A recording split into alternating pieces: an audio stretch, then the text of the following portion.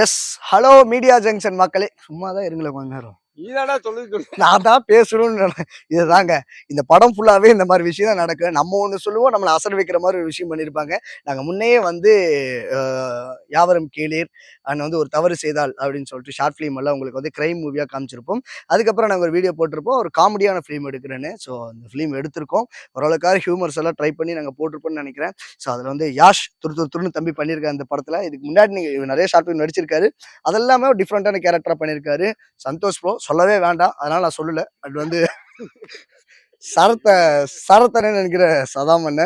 So இதுல வந்து டிஃப்ரெண்டா ட்ரை பண்ணியிருக்காரு ரோல். ஸோ போக இது வந்து ஒரு சீரிஸ் மாதிரி போகுது. சந்தோஷ் கலக்கிட்டாரு.